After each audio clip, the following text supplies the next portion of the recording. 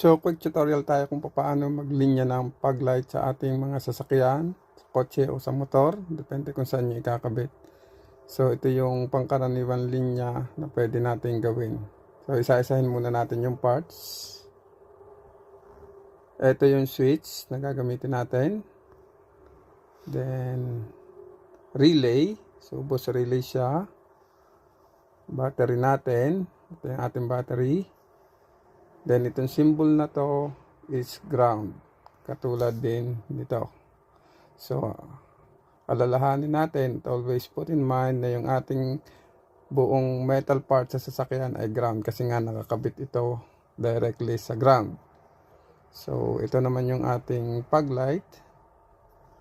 Then, ito yung ating park light. Kung gusto nyong nakakonekta sa park light ang ating fog light, ibig sabihin, gagana lang ang ating mga fog light once na switch on natin ang ating switch kung buhay ang ating park light.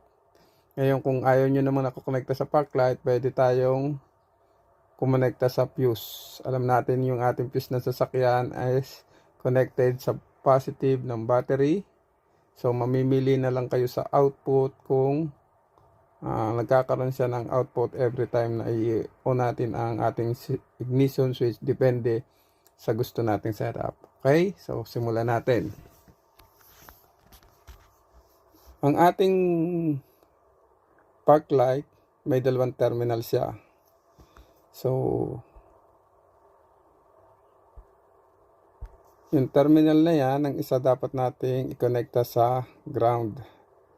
So, tig-isang wire, pagsasamahin natin, i-connecta natin siya sa ground o sa body ng ating sasakyan.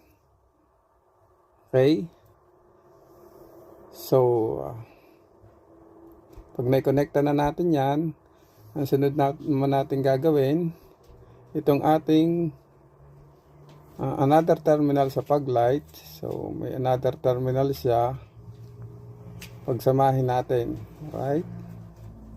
Pag napagsama na natin, ikabit natin siya sa 87 ng relay. So, punta na lang tayo sa standard kasi maraming nagtatalo-talo dito kung pwede daw magbaligtad ang 87 at 30. So, pwede siya. Pero sundin na lang natin yung standard. Alright? Next. Para gumana to, kasi ito yung switching ng relay. Ibig sabihin, every time na i-energize natin ang relay, pag nilagyan natin ng positive at negative tong dalawang side na to, so magko-contact itong switching sa relay. Ang relay natin, merong switch side at saka yung control side. Ibig sabihin, itong dalawang side na to ang magko-control para gumana ang switch sa loob ng relay. So yung relay natin, parang dalawang component siya sa loob, isang switch at isang magnetic o yung solenoid. Ibig sabihin, yung itong dalawang terminal na to, once na ating i-connect, lagyan ng positive at negative, magko-contact ang dalawang to. So, diretso natin. Ibig sabihin, kinakailangan meron na tayong ground dito. So, ang kinakailangan na lang natin ay positive na mag-flow para gumana itong ating pag-light. So, from here, lalagyan natin siya ng supply galing sa ating fuse. Okay? So, since wala pang kuryente itong si fuse, pwede natin siyang ikuha sa battery directly.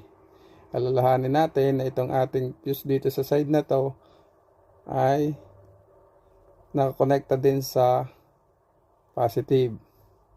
So, mayroong certain group dito na konekta ng directly sa battery, or ang iba naman from battery, konektado naman siya sa ignition switch. So, depende sa setup. Ibig sabihin, pag binuhay natin ang ignition switch, saka lang magkakakuryente. Right? Next.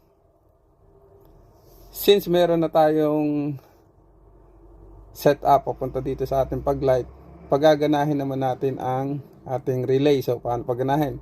Meron tayong kinakailangan natin ng ground at positive. Okay? So, kung negative switching ang gagawin natin, ibig sabihin, switch ang negative ang paganahin natin para gumana ang switch, kinakailangan natin itong i-ground. Gaground natin yung isang part ng switch. Right? So, naka-ground siya. Then, pasimula dyan, yung isang linya ikakabit natin sa 85. Pagka ganyan yung posisyon ng relay 85. Pwede pa siya magbaligtad? Pwede. Pero ito yung standard. No? Sundin na lang natin standard. Next. Isa na lang yung kulang natin sa relay para gumana. So, ibig sabihin, kinakailangan natin ng positive. So, yung positive natin, ito yung sinasabi ko sa inyo. Pwede nyong idirekta siya dito sa isang fuse. Or, kung gusto naman nating mabubuhay lang sa tuwing bubuhayin natin itong ating park light, then, ang gagawin natin, i-connecta natin ito sa positive terminal ng ating park light. So, ibig sabihin, magkakakuryente lang ang relay every time na mag-switch on tayo ng ating park light. So, ganun lang siya.